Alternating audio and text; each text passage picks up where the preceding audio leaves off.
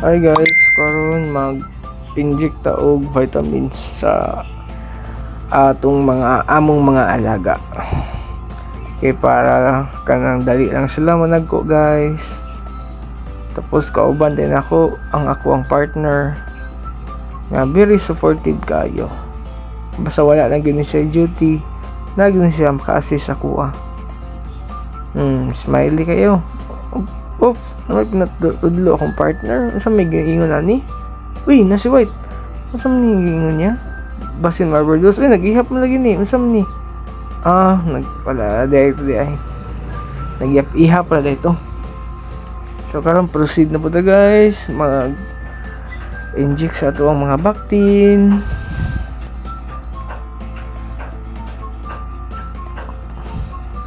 So guys, pinaka-importante guys, dapat maka-vitamins kita sa itong mga vaccine.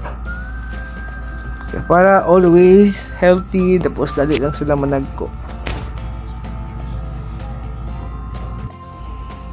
So guys, pinaka-importante yun nga, tinabangay yun sa isa't isa. Then, karon kanang dapat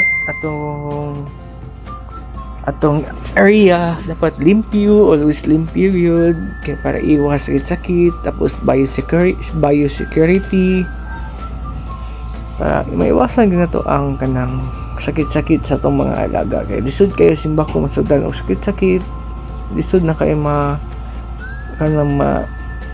matambalan. Sus, grabe gining ero namo pati yung ensalada ha. Tanaw yun.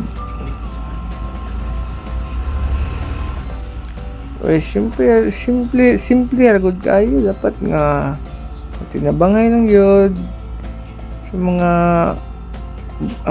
pangandoy sa kinabuhi. Kusugin mo saka akong partner ba? Kugihan kayo. Kusugin mo lakop og baktin. Actually guys, nagsunod ni mo diya sa among farm. Na ako'y 7 heads ng mga anay.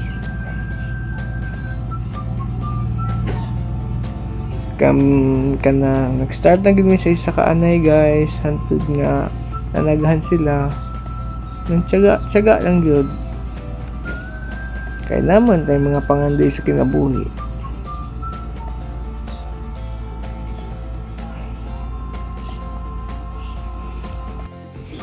So guys, kanang daghan kay salamat sa inyong pag-views, pag-like and subscribe sa among YouTube channel.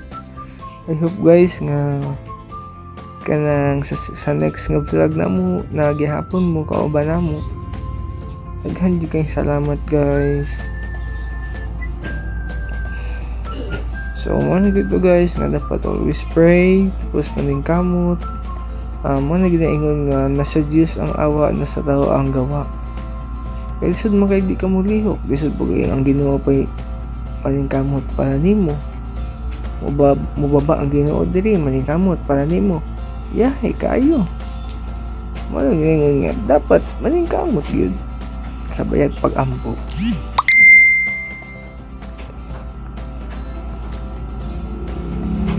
Tapos always good nga respect.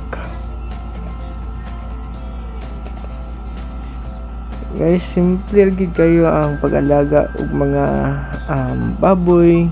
Dapat gid nga always healthy ang imong mga alaga.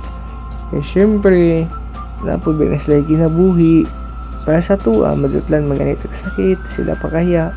Mo na ginaingon nga dapat safety gid ang atong area.